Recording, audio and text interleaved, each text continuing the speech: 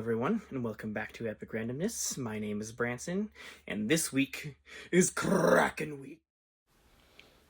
Kraken Week is a community-made event that celebrates the seafaring aspects of the D&D gaming space. Many have done reworks of the Kraken, a mermaid race with Ginny D, and so on. And I thought that I would put my hat in the ring before the week ended.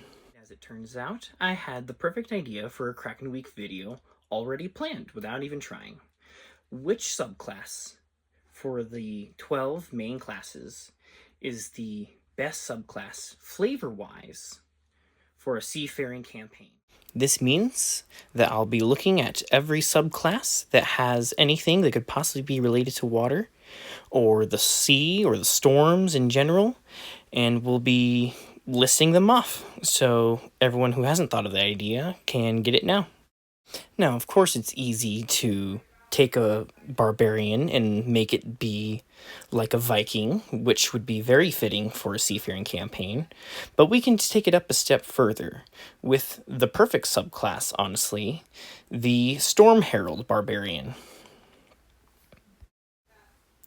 The Storm Herald Barbarian subclass allows you to, every time you take level of Barbarian, choose one of the 3 terrain options that is available to it, and one of those options just so happens to be sea.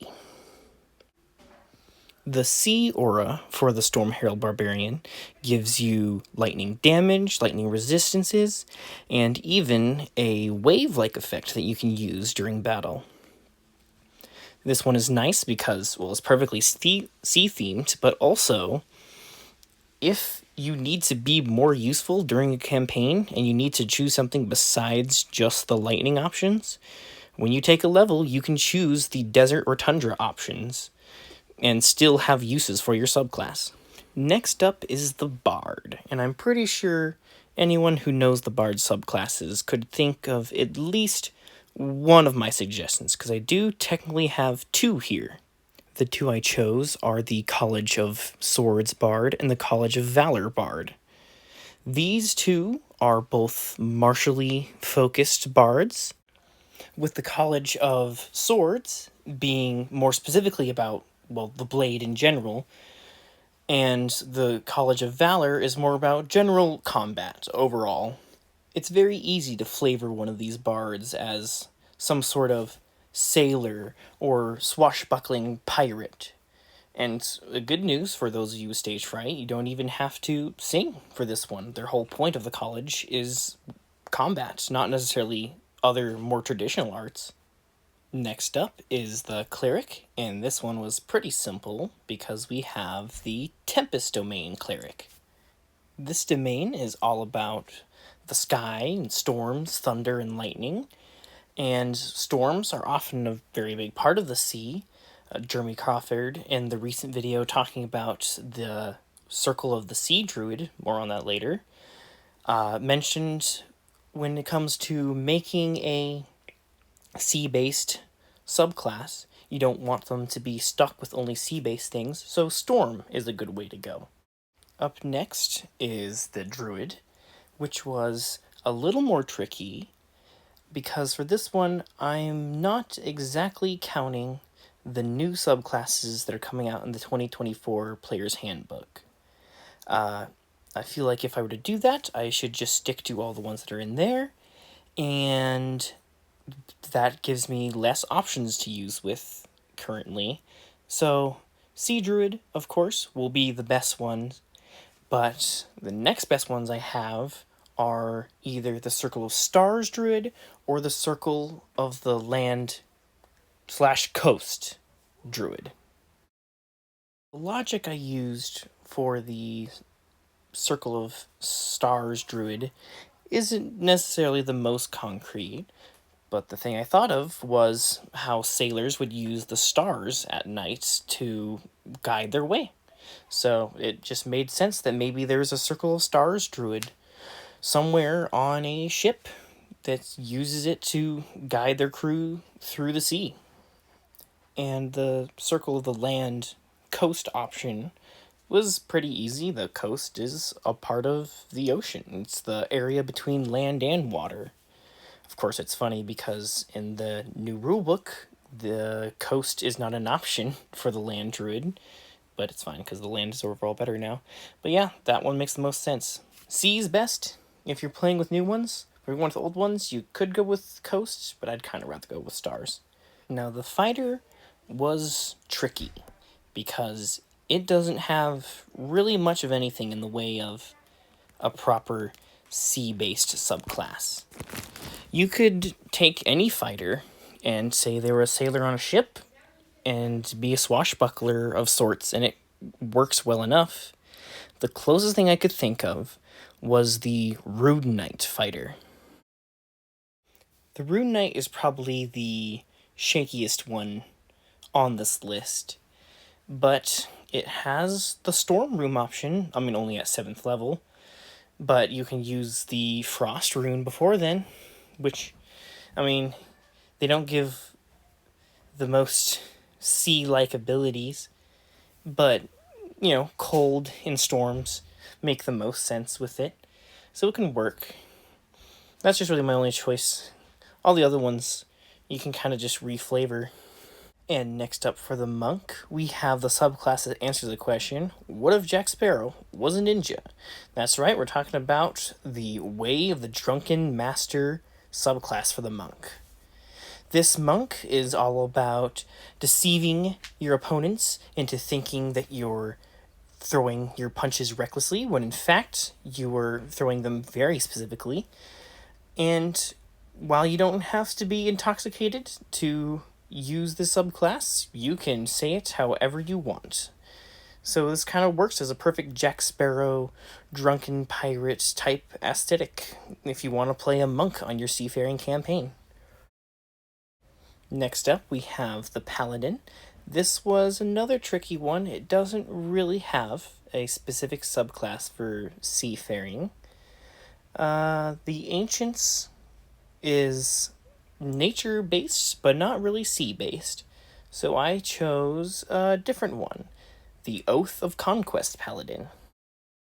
The Oath of Conquest has pretty much no water-based abilities to speak of, but the one thing I thought of was, what if your paladin was just a really intense pirate who wishes to pillage and plunder towns along the coast or something like that? I mean, it's not uncommon for a seafarer to also be a conqueror of sorts, so it works, I guess, if you want to play that. Conqueror is intense. Up next is the Ranger, and while this one might not be the most interesting, it works fairly well, and that is the Beastmaster subclass. In Tasha's Cauldron of Everything, they updated the Beastmaster Ranger to choose one of 3 stat blocks for their Beast Companion, one of which was the Beast of the Sea, which gets a swimming speed and can breathe in air and water. So before, this one would have been useless, but if you're on a boat the entire time, you can just have your Beast Companion swimming along with you all the time. It can be a dolphin, or a turtle, or a whale, whatever you want. That's the glory of the updated one, is you can say it's whatever animal you want, and nothing like challenge rating or anything can stop you. So yeah, if you love your sea animals, this one will be fun for you. Next up for the Rogue, it was pretty easy. I've used the word of this subclass several times today. It's the Swashbuckler Rogue. This subclass makes your character be like someone from The Princess Bride, or arguably Pirates of the Caribbean. It's a swashbuckler. It's the whole deal, swashbuckling pirate. And a pirate would probably be part rogue. It only makes sense. So this one works incredibly well. Up next is the Sorcerer, and this one was another pretty easy one, even if it's not necessarily the strongest subclass for the Sorcerer, but it is the Storm Sorcerer. Storm Sorcery gives you various wind and lightning and thunder abilities, including giving a slight fly speed of sorts, and the ability to control the weather, which on a boat is actually huge. At 6th level, you can change the weather, and that could be, like, if you're in a storm and going to die, that could be pretty sick, especially if you don't have, like, a druid or someone who can cast the control weather spell, or whatever it's called. So this could be one of the few times that Storm Sorcerer is particularly good. Next up for the Warlock, we have probably my favorite subclass on here, being the Pact of the Fathomless Warlock. Fathomless Warlocks make a deal with some sort of creature of the deep, dark sea in exchange for magical sea abilities. It could be a Kraken weak, It could be Cthulhu himself, or any other deep sea water creature that your water emo heart desires. And funnily enough, this is actually the only, I believe, subclass that gives you a swim speed and the ability to breathe underwater. None of the other ones before this have had that, which I did not realize when originally compiling the list. But if you actually need to swim, this one's probably going to help you the best, besides maybe the ranger riding on their sea companion. Now next, I'm sure you're thinking, what about the wizard? And the answer to that is, I don't know. I could not think of a single wizard subclass that works best specifically for a seafaring campaign. They all are schools of magic, which isn't helpful. And then there's Blade Singer, which I guess you could make more of a swashbuckler type. Actually, might have forgotten that one. And then also Scribes and War Magic. So, you know what? Maybe just make a swashbuckling Blade Singer wizard, I guess. I just now thought of that while making the video. So, yeah, I guess that's the best one for wizard, now that I think about it and not being dumb. That's a subclass for every single class in D&D for a seafaring campaign. Now, of course, I didn't have Artificer, but let's be fair. There's 4 subclasses, and none of them are good for water. So you just do what you want if you really want to be an Artificer. But anyways, thanks to the D&D community for coming up with this idea. I'm glad I thought of it like a year ago for choosing subclasses for this, because I think a seafaring campaign would be really exciting.